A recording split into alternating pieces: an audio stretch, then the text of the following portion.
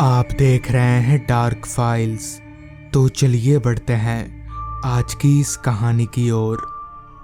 Station पर उतरने के बाद सबसे पहले मैंने तो अपना सामान साइड किया, फिर प्लेटफॉर्म पर इधर उधर निगाहें घुमाने लगा कि काश कोई खाने का स्टॉल मिल जाए, क्योंकि दोपहर से मैंने कुछ नहीं खाया था, सिर्फ इसलिए कि जब अपने गांव के स्टेशन पर उतरूंगा तो वहां की वर्ल्ड फेमस बर्फी खाऊंगा। मगर यहां उतरकर मेरे अरमानों पर पानी फिर गए, क्योंकि स्टेशन पर ना तो खाने का कोई स्टॉल नजर आ रहा था और ना ही कोई इंसान। वहां ट्रेन से उतरने वाला भी मैं अकेला ही मुसाफिर था। समझ नहीं आ रहा था कि आखिर ऐसा क्यों है। अगली बार मैं जब यहाँ आया था तो बहुत सारी दुकानें थी, फिर आज ऐसा नज़ारा क्यों। मेरे मन में इस प्रकार के हजारों सवाल उमड़ने लगे थे जिनका मेरे पास कोई जवाब नहीं था। खैर, मैं अपना सामान लेकर स्टेशन से बाहर निकलने लगा। अभी मैं स्टेशन से बाहर निकल ही रहा था कि तभी पीछे से किसी ने मेरा हाथ पकड़कर मुझे खींच लिया। मैंने जब पीछे पलटकर देखा तो पाया कि एक बूढ़ा सा आदमी मुझे स्टेशन से बाहर निकलने के लिए रोक रहा है और बार बार एक ही बात बोल रहा है, बाहर बाहर मत जाओ, वो लोग मार देंगे, सबको मार दिया उन लोगों ने। मुझे बड़ा अजीब लगा कि आखिर ये आदमी किनकी बात कर रहा है। आखिर बिना दुश्मनी के कौन किसी को मारेगा। मैं ये सब सोचने लगा, मगर जब मैंने उस बूढ़े आदमी का चेहरा गौर से देखा तो मुझे समझ आ गया कि ये कोई पागल भिखारी है। लिहाजा मैंने उस भिखारी के हाथ से अपने हाथ को छुड़ाया और स्टेशन से बाहर निकलने लगा।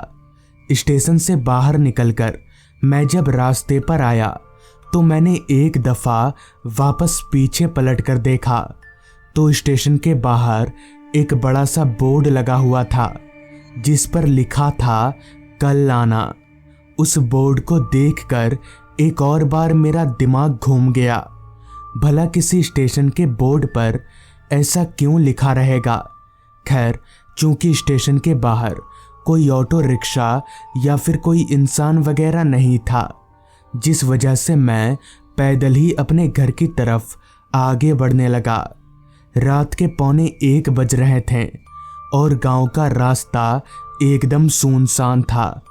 पहले की तरह ही रास्ते पर लाइट का कोई बंदोबस्त नहीं था, और क्योंकि बात काफ़ी पुरानी भी है इसलिए कहीं ना कहीं ये सब सामान्य ही था। पर एक चीज सामान्य नहीं थी, वो थी स्टेशन पर किसी का ना होना और स्टेशन के बोर्ड पर कल आना ऐसा लिखना। खैर, मैं चुपचाप रास्ते पर चलता रहा। अभी मैं चल ही रहा था कि तभी मेरी नज़र रास्ते के एक किनारे एक घर पर गई। घर के बाहर एक लालटेन जल रही थी और उसी दीवार पर लिखा हुआ था कल आना। वही चीज जो स्टेशन के बोर्ड पर लिखी हुई थी। पर यह कल आना है क्या, किस लिए लिखा गया है, ये सब मेरी समझ से परे था। खैर, मैं कुछ कर तो सकता नहीं था, जिस वजह से मैं वापस घर की तरफ चलने लगा। चांद की रोशनी में आसपास सब कुछ दिन की तरह चमक रहा था। अभी मैं अपने घर की तरफ जा ही रहा था कि तभी मुझे ऐसा महसूस होने लगा जैसे कोई मेरे पीछे पीछे चल रहा हो, क्योंकि मैं किसी के कदमों की आवाज़ साफ तौर पर सुन पा रहा था। आवाज़ किसी एक इंसान की नहीं थी, ऐसा लग रहा था जैसे 3-4 लोग हों। मैं फट से पीछे पलटा, मगर मेरे पीछे दूर दूर तक घने अंधेरे के अलावा और कुछ भी नहीं था। ना कोई इंसान और ना ही इंसान की जात। पर अगर कोई पीछे है ही नहीं तो फिर ये आवाज़ आ कहाँ से रही थी। पर फिर मैंने सोचा हो सकता है शायद ये मेरा वहम हो। इतना सोचकर मैं वापस से रास्ते पर चलने लगा, लेकिन पता नहीं क्यों अंदर ही अंदर अब मुझे काफ़ी बेचैनी सी होने लगी थी, क्योंकि ये सब मेरे साथ बिल्कुल पहली बार हो रहा था। रास्ते पर मेरे चलने की आवाज़ और साथ ही रात कीड़ों की आवाज़ें पूरे फिज़ा में गूंज रही थी। अभी मैं आगे बढ़ ही रहा था कि तभी सामने रास्ते के एक किनारे पर मुझे कोई आदमी खड़ा दिखा। वो आदमी यूं ही चुपचाप सिर्फ रास्ते के एक किनारे पर खड़ा था। मैं जब चलकर उस आदमी के पास आया तो उसने मुझसे रुकवाते हुए कहा, भाई साहब जरा मेरे साथ आगे तक चलेंगे? वो क्या है कि मुझे अकेले चलने में डर लग रहा है। उस आदमी की बात पर मैंने कहा, हाँ चलिए मेरे साथ, मैं चलता हूँ। जिसके बाद हम दोनों साथ में आगे बढ़ने लगे। वो आदमी थोड़ा अजीब किस्म का था, मतलब उसके चलने का तरीका बड़ा अजीब था। वो काफ़ी बड़े बड़े कदम लेकर चल रहा था, जैसे उसे कहीं पहुंचने की जल्दी हो। तभी मैंने उस आदमी से पूछा, कहाँ जा रहे हैं आप? इस पर उस आदमी ने कहा, कहीं नहीं, बस ऐसे ही टहल रहा हूँ। उस आदमी की बात सुनकर मुझे काफ़ी हैरानी हुई, क्योंकि अभी थोड़ी देर पहले वो आदमी बोल रहा था कि उसे डर लग रहा है, तो फिर ये आदमी अभी टहलने क्यों निकला है, ये मेरी समझ से बाहर था। खैर मैं उस आदमी के साथ साथ आगे चलता गया। अभी हम लोग चल ही रहे थे कि तभी रास्ते के बीचों बीच मुझे दो लोग खड़े दिखे। वो लोग जमीन पर पड़े एक आदमी को घेर कर खड़े थे।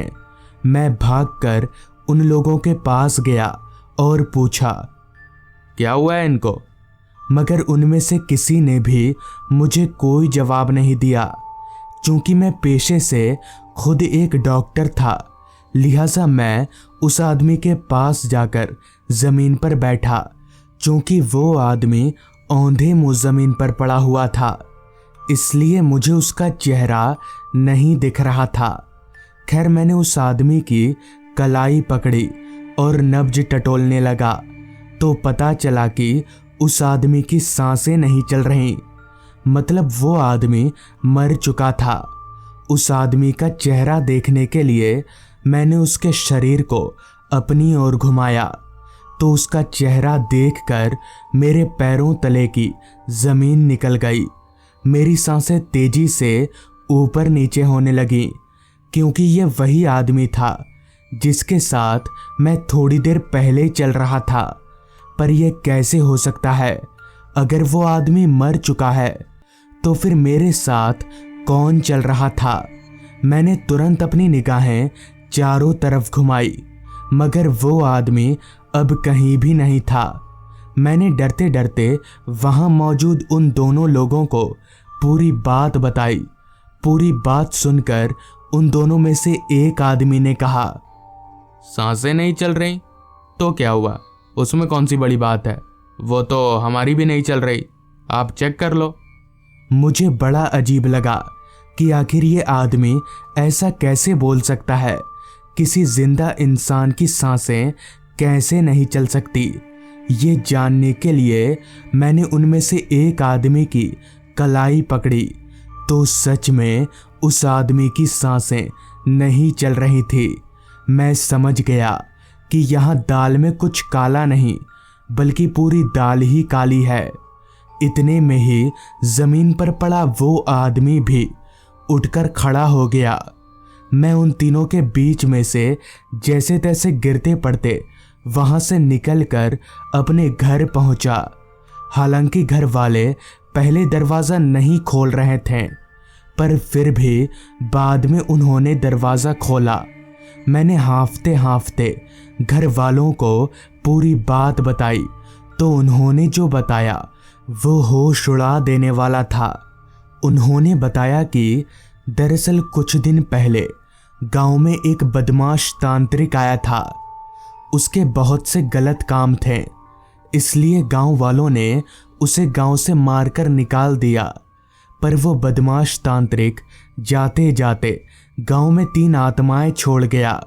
वो आत्माएं हर रात गांव के किसी घर का दरवाज़ा पीटती और जो दरवाज़ा खोल देता अगली सुबह उसकी लाश मिलती।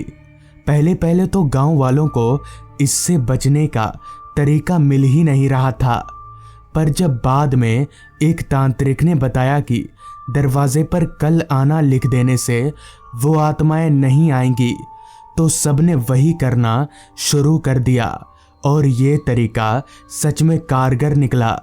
ये सब सुनकर मुझे समझ आ गया कि आखिर क्यों स्टेशन के गेट पर कल आना लिखा था।